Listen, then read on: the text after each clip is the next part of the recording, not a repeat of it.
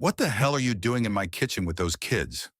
Ethan Caldwell's voice thundered, his icy blue eyes blazing with shock as he caught Maya Johnson, his quiet maid, scrubbing the counter with two children strapped to her chest. The pristine silence of his New York mansion was shattered, replaced by the soft cries of toddlers and a mystery that gripped him. Maya, always invisible, always obedient, stood frozen, her timid heart racing under his glare. She wasn't just a maid breaking rules. She was hiding a secret that would unravel everything. This isn't just a tale of confrontation. It's a journey where rigid rules collide with raw compassion, where a billionaire's world is upended by a promise kept at all costs. Stay until the end to see how this unexpected clash changes them forever. Subscribe and share where you're watching from and what time it is. The heavy oak door of the Caldwell estate swung shut with a resonant thud, sealing Ethan Caldwell inside his sanctuary. The billionaire, his sharp jaw set and his navy suit still crisp, despite a grueling transatlantic flight, loosened his tie with a single impatient tug. His polished loafers clicked against the marble floor of the foyer, each step echoing through the sprawling mansion in upstate New York. Ethan had cut his business trip short, weary of endless boardroom posturing and the hollow flattery of corporate sycophants. All he craved was silence, the kind only his meticulously curated home could provide. A fortress of order where every surface gleamed, every rule was ironclad, and chaos was forbidden. The air smelled faintly of lemon polish, a testament to the rigid standards he demanded of his staff. Ethan Caldwell, tech mogul and heir to a fortune built on precision, had no patience for imperfection. His home was an extension of his will, pristine, predictable, controlled. He dropped his leather briefcase by the staircase, its soft thump swallowed by the vastness of the hall. His shoulders relaxed for the first time in days. Home. Quiet. Perfect. Then a sound pierced the stillness. A high, unmistakable wail. A child's cry, sharp and plaintive, drifted from the direction of the kitchen. Ethan froze, his fingers still curled around the knot of his tie. His pale blue eyes narrowed, and a muscle ticked in his jaw. Children? In his house? The very notion was an affront, a violation of the sacred rules he'd instilled in every employee. He paid generously, obscenely even, to ensure his space remained untouched by such disruptions. His heart rate spiked, not with concern, but with the slow burn of indignation. The cries grew louder, now joined by a second, softer whimper. Ethan's strides lengthened, his shoes striking the floor with deliberate force as he stormed toward the kitchen. The mansion's grandeur unfolded around him, crystal chandeliers glinting faintly in the late afternoon light, walls adorned with tasteful modern art. But his focus was razor sharp. Someone had breached his trust, and he would deal with it swiftly. The kitchen door swung open under his hand, revealing a scene that stopped him cold. Maya Johnson, his maid of 3 years, stood at the granite island, her back to him. Her black uniform was immaculate, her movements methodical as she scrubbed the already spotless counter with a cloth. But strapped to her chest in a faded gray sling were two small children, their tiny hands clutching at her shoulders. One, a girl with tight curls, let out another wail. The other, a boy with wide, curious eyes, clung silently, his gaze darting toward Ethan. Maya, a black woman whose quiet diligence had always gone unnoticed by Ethan until now, hadn't heard him enter. Her focus was on the counter, her hands moving in rhythm with the soft, soothing hum she directed at the children. Ethan's voice cut through the air like a whip. "What the hell is this?" Maya's shoulders stiffened, the cloth pausing mid-swipe. She turned slowly, her dark eyes wide with something akin to dread, though her face remained composed. The children stirred, the girl's cries faltering as if sensing the tension. Maya's lips parted, but no words came at first. She adjusted the sling, her hands trembling slightly, betraying the fear she fought to hide. "Mr. Caldwell," she said, her voice soft, almost a whisper, laced with the deference she'd always shown. You weren't supposed to be back yet." Ethan's laugh was sharp, humorless. "That's your defense?" He stepped forward, his tall frame casting a shadow across the island. "You turn my house into a daycare, and your first thought is that I'm early?"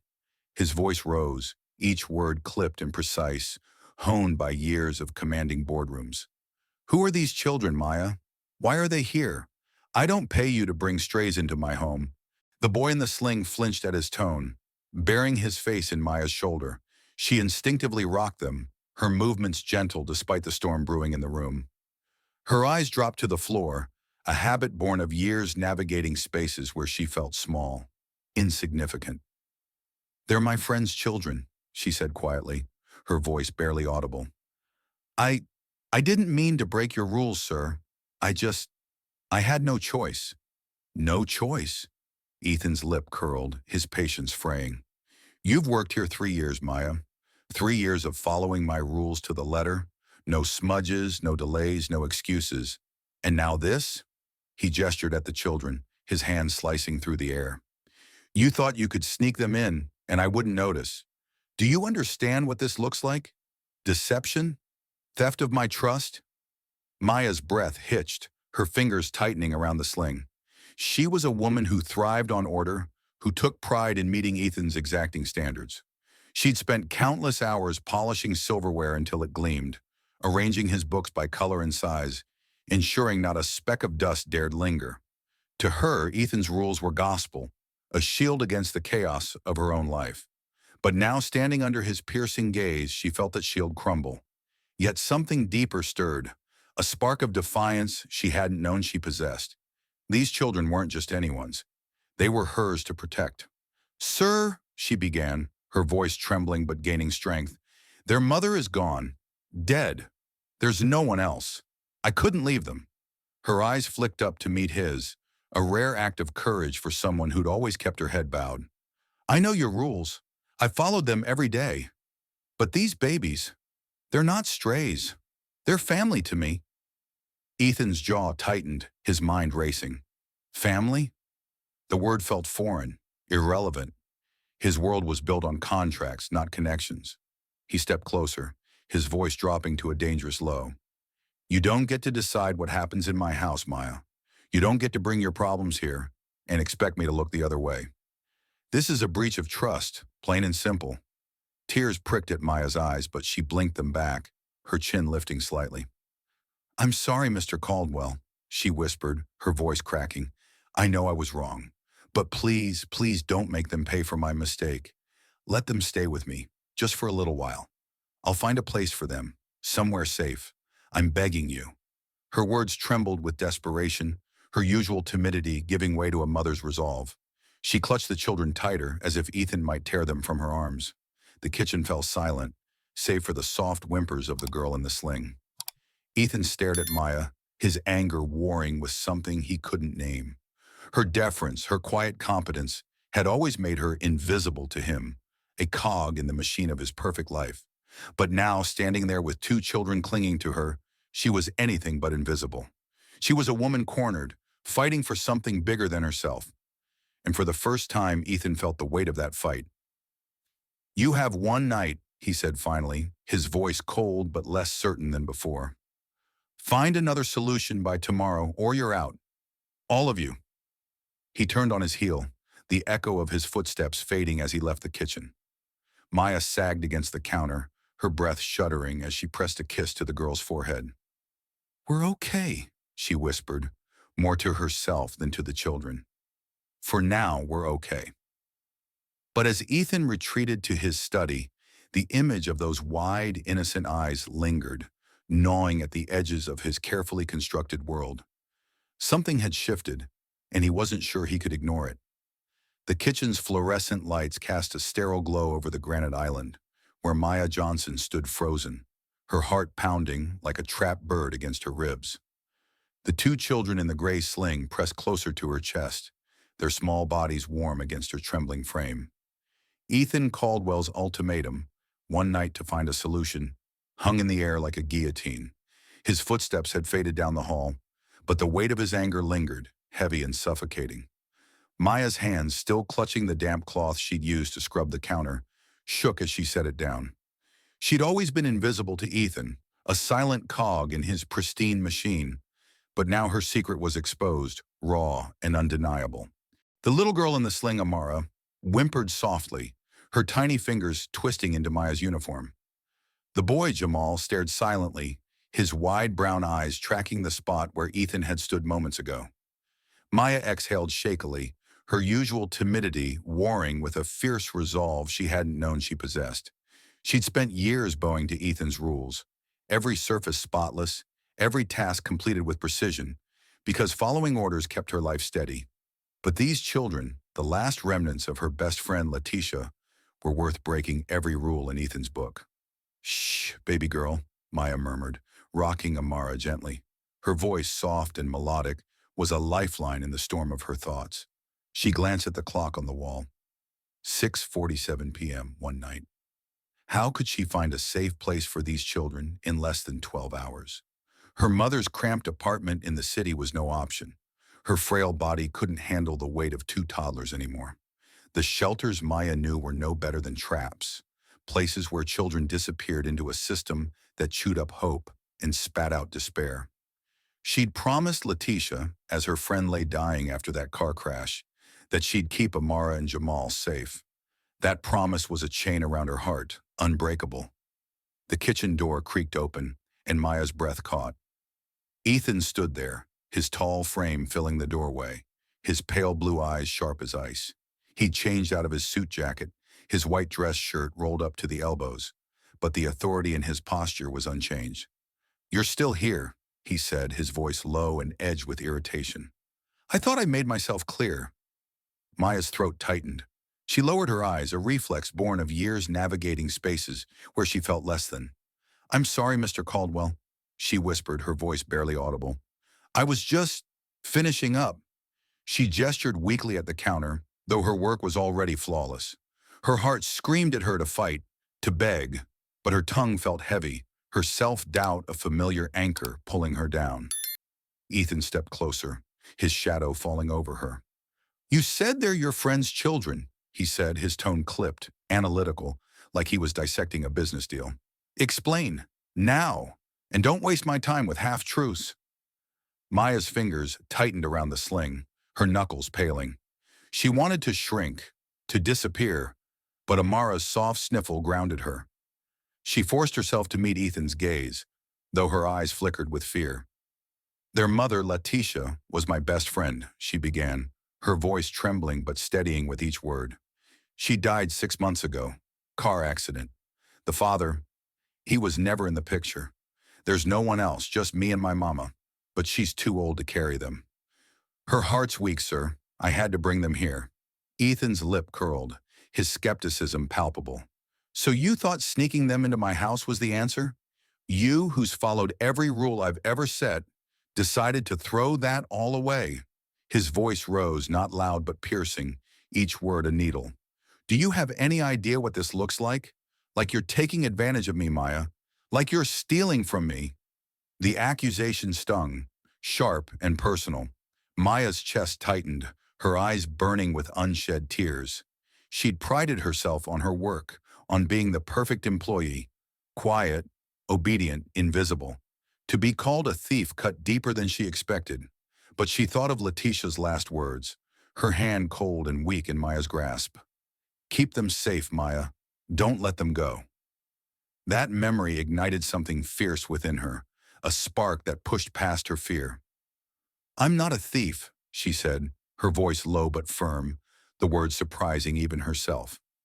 "I know I broke your rules, sir, and I'm sorry.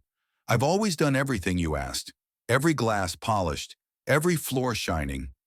But these babies—" She paused, swallowing hard, her eyes locked on Ethan's. "They have no one else. I brought them here because I thought you wouldn't be back. I thought I could keep them safe for just one day. I was wrong and I'll take the consequences. But please," her voice cracked, her timidity creeping back, "please don't punish them for my mistake. Let them stay with me, just for a little while. I'll find a place, I swear. Somewhere safe, private. I'm begging you, Mr. Caldwell." Ethan's jaw clenched, his hands curling into fists at his sides. He wasn't used to being challenged, not in his own home, not by someone he'd barely noticed before today. Maya's plea hung in the air, raw and desperate. And for a moment, he saw not just a maid, but a woman fighting a battle he couldn't comprehend. Her deference, her quiet strength, unsettled him. He wanted to dismiss her, to restore order, but the weight of her words and the wide, innocent eyes of the children held him in place. "You think begging changes anything?" he said finally, his voice cold but less certain. "You think I should just ignore this because you're sorry? I built this life on trust, Maya. You broke that." "I know," she whispered, her head bowing again, the spark dimming but not gone. "I know I betrayed you, but I made a promise to Letitia. I told her I'd protect them, no matter what. If you fire me, I'll go, but I won't leave them behind." Her voice trembled, but her arms tightened around the children, as if shielding them from Ethan's verdict. Jamal stirred, his small hand reaching out, fingers brushing the air. Ethan's gaze flicked to him, and something flickered in his chest, a memory of his own childhood, fleeting and buried. He pushed it down, his expression hardening. "You have until tomorrow morning," he said, his tone final. "Find somewhere else for them, or you're all out. No exceptions?"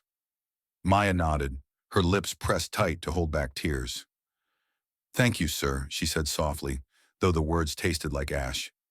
As Ethan turned to leave, his silhouette stark against the kitchen's sterile light, Maya sank onto a stool, her body sagging under the weight of the impossible. She pressed her cheek to Amara's head, whispering, "I'll find a way, babies. I promised her I would." The kitchen fell silent, the only sound the soft breathing of the children. But in the stillness, Maya's resolve hardened. She was no longer just the maid who followed rules. For Amara and Jamal, she would fight, even if it meant facing Ethan Caldwell's wrath. Ethan Caldwell sat behind the mahogany desk in his study, the room a fortress of dark wood and leather, its walls lined with books he rarely touched. The faint glow of a desk lamp illuminated his clenched hands, the knuckles white against the polished surface. Outside, the upstate New York night pressed against the tall windows, the silence of the mansion broken only by the distant hum of crickets. His mind churned, replaying the scene in the kitchen, Maya's trembling voice, the children's wide eyes, her desperate plea. It was a violation, a crack in the perfect order he'd built. Yet something about her defiance, cloaked in that soft-spoken humility, gnawed at him, refusing to let him dismiss her as just another employee who'd crossed a line. Ethan leaned back in his chair, his sharp features shadowed. Trust was his currency, hard-earned after years in a world where loyalty was bought and sold. A decade ago, his closest friend and business partner had betrayed him, siphoning millions from their startup while smiling to his face. The memory still burned, a reminder that vulnerability was a luxury he couldn't afford. Maya's actions, sneaking those children into his home, felt like another betrayal, a small but stinging echo of that past wound.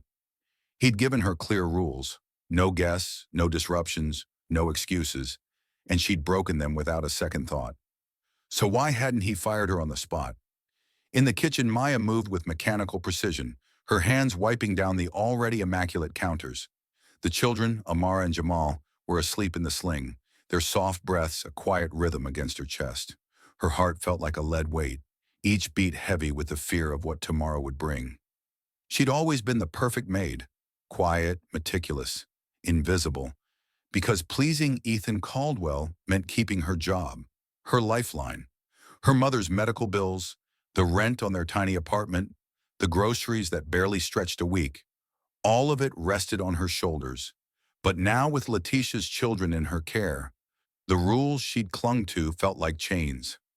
She couldn't abandon them, not even for Ethan's approval. As she reached for a sponge, her elbow brushed a small photo frame tucked in her apron pocket.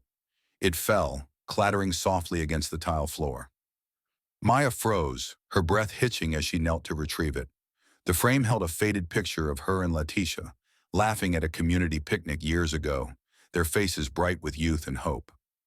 Tucked behind the photo was a folded letter, its edges worn from countless readings. Letitia's words, scribbled in a hospital bed, were etched in Maya's mind. "Keep them close, Maya. Don't let them go." She clutched the frame, her eyes stinging, and didn't notice Ethan standing in the doorway until his shadow fell over her. "What's that?"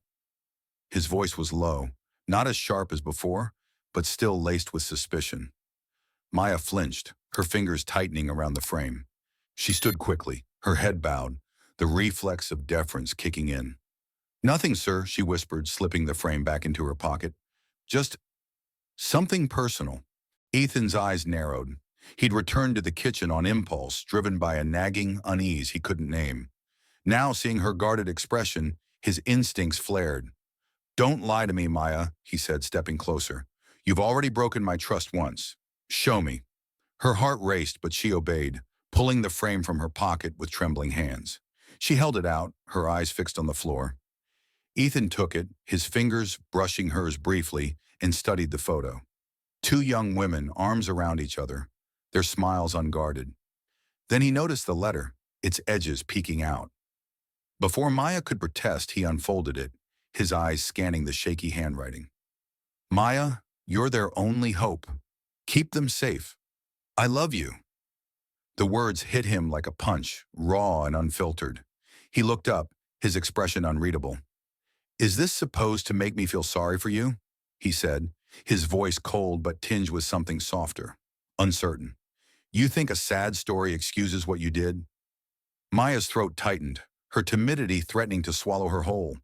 She wanted to shrink, to apologize and vanish, but the weight of Letitia's letter anchored her. "No, sir," she said, her voice barely above a whisper. "I don't expect you to feel anything. But it's the truth. Letitia was my family and she trusted me. I brought Amara and Jamal here because I thought you wouldn't know. I was wrong and I'm sorry, but I can't let them go to a shelter. You don't know what happens to kids like them. Lost, forgotten." Her voice cracked, and she pressed a hand to her mouth, fighting tears. "Please, Mr. Caldwell, I'll find a place for them. Just give me a little time, I'm begging you." Ethan's jaw clenched, his fingers tightening around the letter. Her words stirred something he'd buried long ago. A memory of his mother, alone and struggling, pouring every ounce of herself into keeping him safe. He pushed it down, his anger flaring to drown the discomfort. "You don't get to make demands in my house," he snapped. "You think you can guilt me into bending my rules? I gave you one night. That's more than generous." Maya nodded, her eyes glistening, but her chin lifting slightly.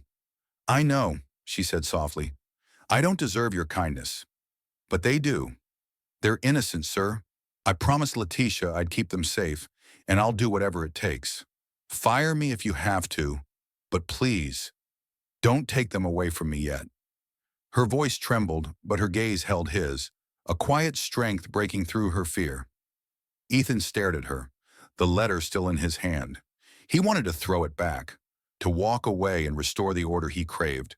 But the image of those children, their small hands clutching Maya's uniform, lingered.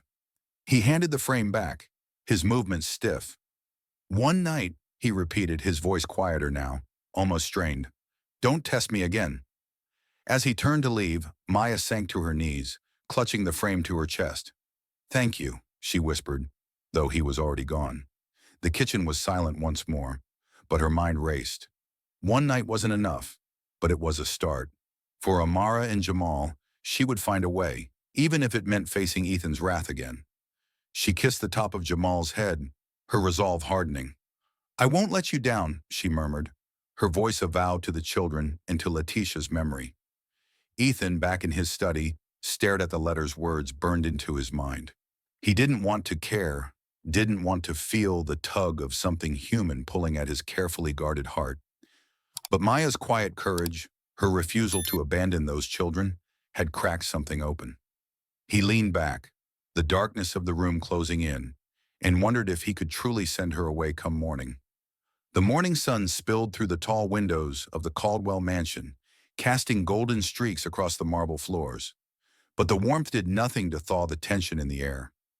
Maya Johnson stood in the kitchen, her hands trembling as she tied the gray sling around her chest, securing Amara and Jamal close. Their soft breaths steadied her, but her heart pounded with defiance and dread. Ethan Caldwell's ultimatum echoed in her mind. One night to find a solution, or she and the children were out. Yet here she was, back in his pristine domain, the children still with her. She couldn't leave them, not with her mother's frail health, not with the specter of shelters looming. For the first time in her 3 years of silent obedience, Maya was choosing to break Ethan's rules outright. She moved quietly, her black uniform crisp, her movements precise as she polished the stainless steel appliances. Every task was a ritual, a shield against the chaos threatening to engulf her. Maya had always been the perfect maid, timid, meticulous, invisible, because pleasing Ethan meant survival. His rules were her gospel. No smudges, no noise, no disruptions. But Amara and Jamal, with their innocent eyes and tiny hands, were worth more than any paycheck. She'd spent the night calling every contact she had, searching for a safe place for them, but the city's shelters were full, and her mother's apartment was a crumbling lifeline. So she'd made a choice. She'd face Ethan's wrath, children in tow, and beg for more time. The kitchen door swung open, and Ethan's presence filled the room like a storm cloud. He stood in the doorway, his white dress shirt unbuttoned at the collar, his pale blue eyes blazing with disbelief. "You're still here," he said, his voice low and dangerous, each word a shard of ice. "With them." His gaze flicked to the children, Amara fussing softly in the sling, Jamal staring back with quiet curiosity. "I told you one night, Maya. What part of that didn't you understand?" Maya's breath caught, her instinct to bow her head warring with the fire in her chest. She clutched the sling, her fingers digging into the fabric. "I'm sorry, Mr. Caldwell," she whispered, her voice trembling with the deference she'd always worn like armor. "I tried to find a place, I swear, but there's nowhere safe for them yet. I just need a little more time." Her eyes stayed on the floor, her timidity a reflex, but her grip on the children was unyielding. Ethan stepped closer, his shadow falling over her. "Time?" His laugh was sharp, cutting. "You think this is a negotiation? You broke my trust, Maya. You brought them here again, after I made myself clear. Do you have any idea how this looks? Like you're mocking me in my own house." His voice rose, not loud but piercing, each word a hammer against her resolve. Maya's knees trembled, but she forced herself to stand taller. She was no match for Ethan's authority, his wealth, his power. She'd spent years feeling small in his world, a black woman scrubbing floors for a man who barely knew her name. But the weight of Letitia's promise, keep them safe, burned brighter than her fear. "I'm not mocking you, sir," she said, her voice soft but steadier now. "I know I'm nothing to you, just a maid. But these babies, they're everything to me. I can't let them go to a place where they'll be forgotten. Please, just a few more days. I'll find somewhere safe, I promise." Ethan's jaw clenched, his fists curling at his sides. He was a man of control, his life a symphony of order, and Maya's defiance, quiet as it was, felt like a discordant note. Yet as he opened his mouth to retort, Amara let out a sharp cry, her small body trembling. Maya's hands moved instinctively, checking the girl's forehead. "She's burning up," Maya whispered, panic creeping into her voice. She rummaged through her bag, pulling out a small bottle of children's medicine, her hands shaking as she measured a dose. "Shh, baby girl. It's okay," she murmured, her gentleness a stark contrast to the tension in the room. Ethan watched, his anger faltering as Maya's focus shifted entirely to Amara. Her hands, so careful and steady despite her fear, reminded him of his mother, who'd once soothed his fevers with the same quiet desperation. The memory hit him like a wave, unbidden and raw, pulling him back to a childhood of scraped knees and whispered lullabies. He shook it off, his voice hardening. "You can't do this here, Maya," he said. "This isn't a nursery. You're pushing me too far." Maya's eyes flicked up, meeting his for a fleeting moment, and in that instant, her timidity cracked. "If you've never lost everything, you wouldn't understand," she said, her voice rising for the first time, though it trembled with fear. "I've got no one else, sir. No money, no home that can hold us all. I'm trying, but I can't let them go. Fire me if you want, but please, let them stay with me until I find a way." Her words spilled out, raw and unfiltered, her usual restraint shattered by the weight of her desperation.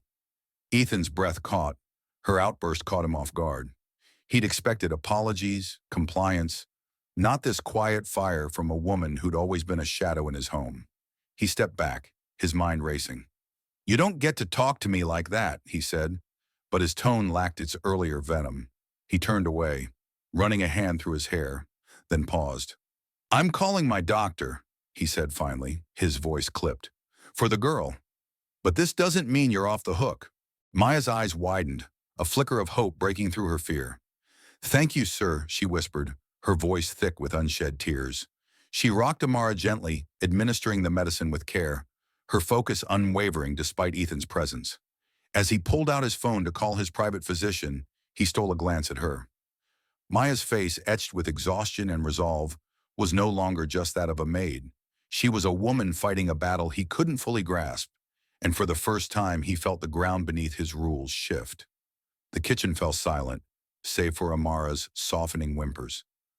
Maya clutched the children closer, her heart still racing. She'd crossed a line, spoken out of turn, and yet Ethan hadn't fired her. Not yet. She didn't know if it was pity or something else, but she'd take every second he gave her. For Amara and Jamal, she'd keep fighting, even if it meant standing up to a man who held her world in his hands. As Ethan spoke quietly into his phone, Maya whispered to the children, "We're still here, babies. We're still here." The kitchen of the Caldwell mansion was quieter now, the morning's chaos settling into an uneasy truce. The sharp scent of antiseptic lingered from the doctor's visit, a stark reminder of the fragile balance Maya Johnson clung to.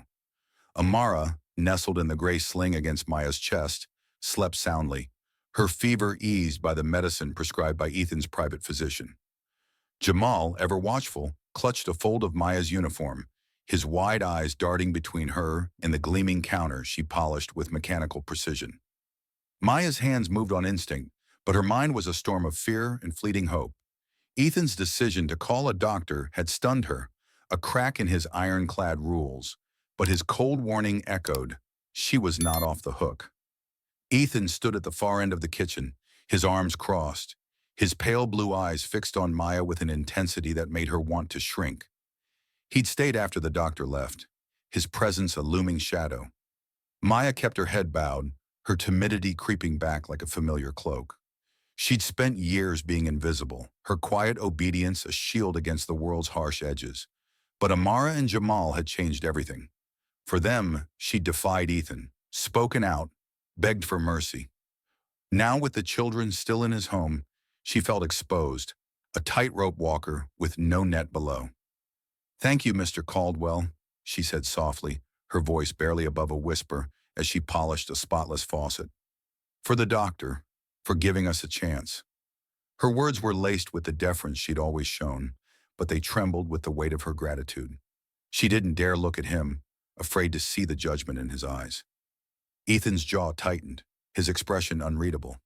"Don't thank me," he said, his voice low and clipped. "This doesn't mean I approve. You're still breaking my rules, Maya. I called the doctor because it was the decent thing to do, not because you've earned my trust back."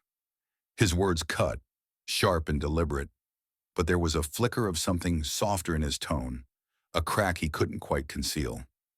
Maya nodded, her hands pausing on the cloth. "I understand, sir," she whispered. "I'm trying to find a place. I called everyone I know last night. There's a shelter, but—" Her voice faltered, her throat tightening at the thought of Amara and Jamal in a place where cries went unanswered. "It's not safe for them. I just need a little more time. Please." Her plea was quiet, almost lost in the hum of the refrigerator, but it carried the weight of her resolve. She'd promised Letitia she'd protect these children, and that promise was her anchor. Ethan exhaled sharply, turning away to pace a single step. He was a man of control, his life a fortress of order, but Maya's quiet defiance was unraveling him. He wanted to send her away, to restore the pristine silence of his world, but the image of Amara's fevered face lingered. It stirred memories he'd buried, his mother's hands calloused and gentle, wiping his brow during childhood illnesses. He shook it off, his voice hardening. "You keep saying time, Maya, but you're testing my patience. This isn't a charity. You can't keep those kids here." Maya's heart sank, her fingers tightening around the sling. She wanted to shrink, to apologize and vanish, but the children's warmth against her chest steeled her. "I know, sir. she said, her voice trembling but steady. I'm not asking for charity. I'm asking for a chance to do right by them. I'll work harder. Do whatever you ask. Just let them stay with me until I find a home. A real one. Her eyes flicked up briefly, meeting his, then dropped again, her timidity warring with her courage. Before Ethan could respond, a soft thud drew their attention. Maya's bag, left on a stool, had slipped to the floor, spilling its contents. A tattered notebook, a few coins, and a pay stub. Ethan's gaze fell on the stub, the meager sum glaringly small compared to his own wealth. He bent to pick it up, his fingers brushing the notebook, where a list of names and numbers was scrawled, most crossed out, evidence of her sleepless night, her desperate search for a solution. He handed the items back, his expression unreadable. You've been saying no to overtime, he said, his tone more curious than accusing. Why? Maya's breath caught, her cheeks flushing with shame. I had to stay with them, she admitted, her voice barely audible. My mama can't manage alone anymore. I couldn't leave them with her. She swallowed hard, her eyes fixed on the floor. I didn't want to disappoint you, sir, but they come first. Ethan stared at her, his mind a battlefield. He'd built his empire on discipline, on cutting out weakness. But Maya's quiet sacrifice was something else. Strength, not weakness. It unsettled him, made him question the rules he'd clung to. You think that excuses this? He said, but his voice lacked its earlier edge. You think I should just let you turn my home into a daycare because you're trying? Maya's lips trembled, but she lifted her chin slightly. No, sir, she said softly. I know I messed up, but I'm not asking for your pity. I'm asking for time to keep my promise to their mother. If you fire me, I'll go, but I won't leave them. Her words, though quiet, carried a fierce resolve, a mother's heart beating beneath her timid exterior.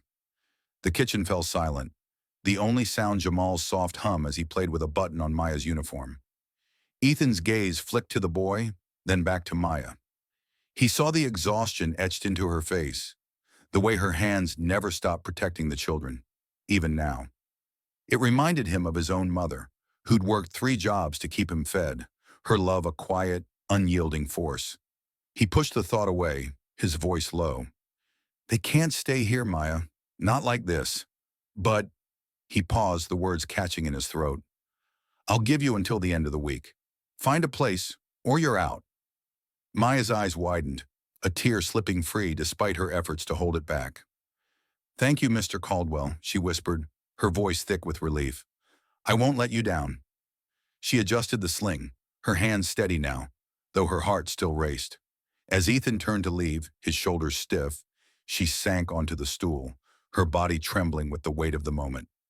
She'd bought a few more days, a fragile lifeline for Amara and Jamal. Ethan paused at the door, his hand on the frame.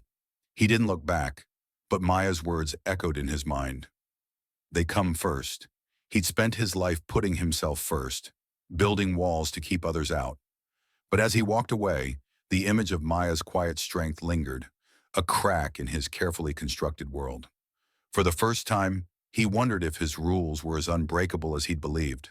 The Caldwell mansion felt different now, its pristine silence laced with an undercurrent of change. A week had passed since Ethan Caldwell granted Maya Johnson a fragile reprieve, allowing her until the week's end to find a home for Amara and Jamal. The kitchen, once a battleground of rules and defiance, was quiet as Maya worked, her hands moving with the same meticulous care she'd always shown. The children were tucked against her in the gray sling, their soft breaths a steady rhythm against her chest. But beneath her calm exterior, Maya's heart raced with the ticking clock. She'd called every contact, scoured every option, but safe, affordable housing remained out of reach.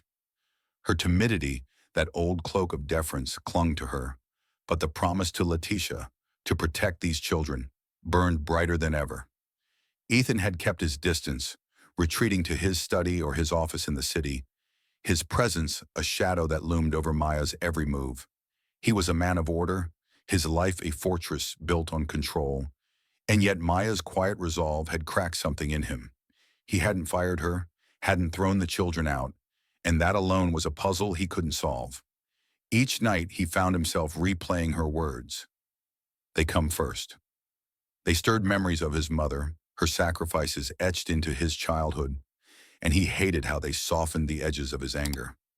So he acted in secret, unwilling to admit the shift in his heart.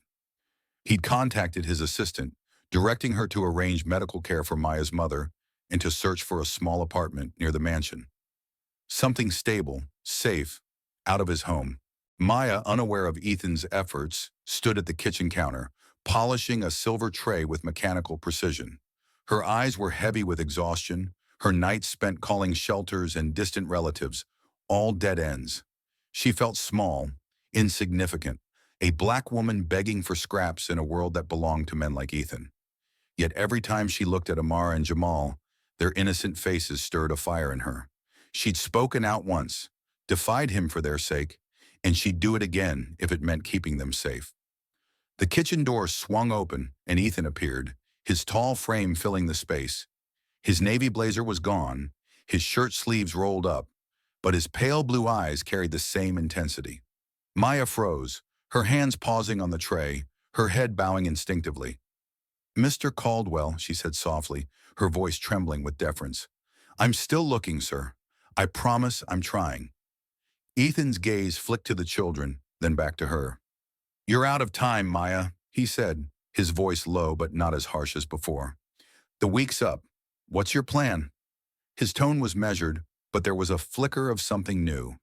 Curiosity, perhaps, or unease. Maya's throat tightened, her timidity threatening to choke her words. I haven't found a place yet," she admitted, her eyes fixed on the floor. "The shelters are full, and my mama's apartment, it's not safe for them." "I'm so sorry, sir. I know I've let you down." Her voice cracked, and she clutched the sling, Amara stirring softly against her. "Please, just a little longer. I'll keep them out of your way. I'll do anything you ask." Ethan's jaw clenched, his instinct to enforce his rules warring with the image of Maya's exhausted face. He'd seen her work ethic, her quiet pride in meeting his exacting standards, and now this, her refusal to abandon those children, even at the cost of her job. It unsettled him, made him question the walls he'd built. "You can't keep doing this," he said, his voice quieter now. "This isn't your home, Maya. It's mine." Before she could respond, a sharp knock interrupted them. Ethan's assistant Claire entered, holding an envelope. "Sir, the paperwork you asked for," she said, handing it to him with a glance at Maya. Ethan took it, his expression unreadable, and dismissed Claire with a nod. He opened the envelope, scanning the contents: a lease agreement for a small apartment and a receipt for medical payments for Maya's mother. He hadn't told Maya, hadn't wanted her to know he'd intervened. It wasn't charity, he told himself. It was practicality, a way to restore order. But Maya saw the envelope, her eyes catching the hospital logo on the receipt. Her breath hitched, suspicion flaring. "What's that?" she asked, her voice barely above a whisper, her timidity giving way to a spark of defiance. Did you do something for my mama?" Her eyes met his, wide with shock and something like fear. Ethan hesitated, his fingers tightening around the papers. "I made some calls," he admitted, his tone clipped. "Your mother's getting treatment, and there's an apartment close by, for you and the kids. No shelters." His words were brusque, as if he resented saying them. Maya's lips parted, her heart pounding. "Why?" she asked, her voice trembling. "Why would you do that? You don't owe me anything." Her pride, quiet but fierce, rose to the surface. She'd spent her life scraping by, refusing handouts, and the idea of Ethan's help felt like a chain. "I don't want your pity, Mr. Caldwell." Ethan's eyes flashed, his patience fraying. "It's not pity," he snapped. "It's because I can't have you turning my house into a circus. But those kids—" He paused, his gaze flicking to Jamal, who stared back with quiet curiosity. "They don't deserve to be swallowed by a system that doesn't care. I'm doing this to fix your mess, not to save you." Maya's chest tightened, her pride warring with gratitude. She wanted to refuse, to stand on her own, but the thought of Amara and Jamal in a safe home stopped her. I don't know what to say," she whispered, tears welling in her eyes. "But I'm not a charity case, sir. I'll pay you back, every cent. I just need time." Ethan's expression softened, just for a moment, before he turned away. You don't owe me anything, he said, his voice low. Just keep them out of my house from now on. He handed her the envelope, his fingers brushing hers, and walked out, leaving a heavy silence behind. Maya sank onto a stool, clutching the envelope, her tears spilling free. She looked at Amara and Jamal, their small faces peaceful in sleep, and whispered, "We're gonna be okay, babies." For the first time in weeks, hope flickered in her heart. Ethan's gesture wasn't kindness, not exactly, but it was a lifeline. She'd take it, not for herself, but for them. As she resumed polishing the tray, her hands steadier now, she felt the weight of Letitia's promise lighten. Just a fraction. The fight wasn't over, but she wasn't alone anymore. The late afternoon sun filtered through the modest curtains of a small apartment in a quiet corner of upstate New York, casting a warm glow over the sparsely furnished living room. Maya Johnson stood by the window, her silhouette softer now, the gray sling absent for the first time in weeks.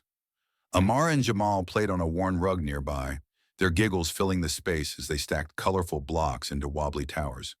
The apartment was simple: bare walls, a second-hand couch, a kitchenette that smelled faintly of fresh paint. But to Maya, it was a fortress, a safe haven for the children she'd fought to protect. Her heart, once heavy with fear, felt lighter, though her timidity lingered, a quiet echo of the woman who'd spent years bowing to Ethan Caldwell's rules. A month had passed since Ethan handed her the envelope with the lease and medical receipts, his brusque gesture a lifeline she hadn't expected. Maya had moved in 2 weeks ago, her mother now under a doctor's care, her frail body easing with proper treatment. The apartment was a gift Maya hadn't asked for, one she'd initially resisted, her pride stinging at the thought of owing Ethan anything. But for Amara and Jamal, she'd swallowed that pride, vowing to repay him with every paycheck she earned. She was still his maid, still bound by his exacting standards, but something had shifted. She no longer felt invisible. The doorbell chimed, a sharp note that made Maya's breath catch. She smoothed her hands over her jeans, her old uniform traded for casual clothes, and opened the door. Ethan stood there, his tall frame slightly out of place in the narrow hallway.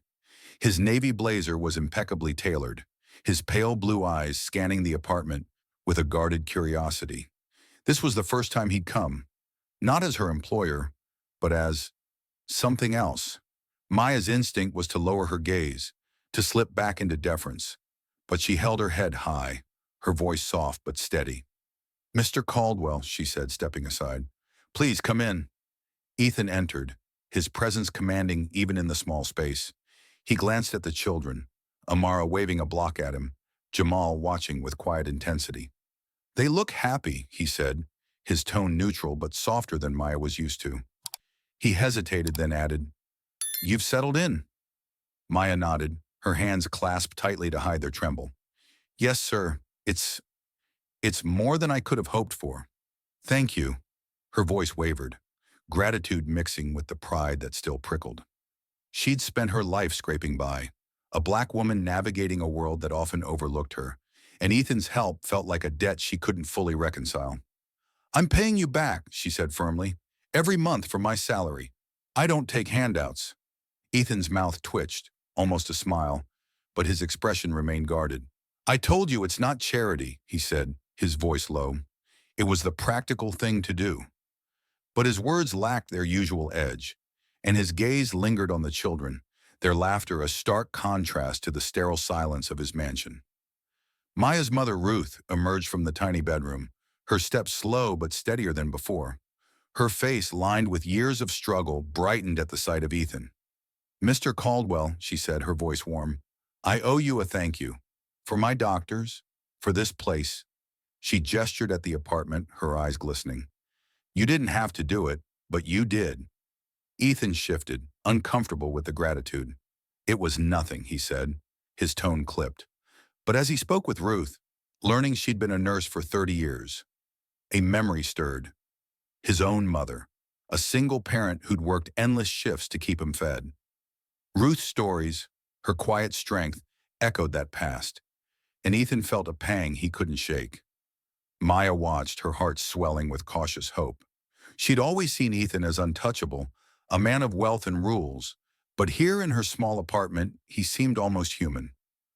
Would you like some tea? She asked, her voice tentative, a gesture of hospitality she hadn't dared offer before. Ethan hesitated, then nodded. As Maya prepared the tea, he sat awkwardly on the couch, Amara toddling over to offer him a block. He took it, his large hand dwarfing the toy, and a faint smile broke through his reserve. The moment was small, but it shifted something in Maya.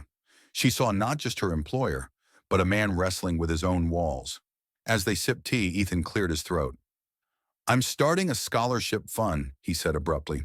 For kids like them? He nodded at Amara and Jamal. Orphans, kids in tough spots. It's not much, but it's a start. His voice was matter-of-fact, but his eyes betrayed a flicker of vulnerability.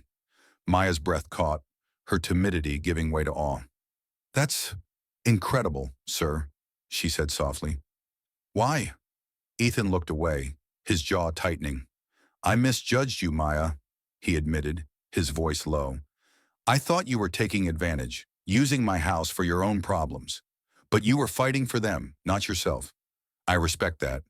He paused, then added, I thought you were weak, but you're stronger than most people I know. Maya's eyes widened, tears pricking at the corners. I thought you were heartless, she said, her voice barely audible, a bold confession from a woman who'd spent years hiding her thoughts. But you're not. You gave us a chance when you didn't have to. The room fell silent, the weight of their words settling between them. Ethan stood, setting the block on the table. Keep doing what you're doing, he said, his tone firm but not unkind. For them. He nodded at the children, then turned to leave. As the door closed behind him, Maya sank onto the couch, her heart full.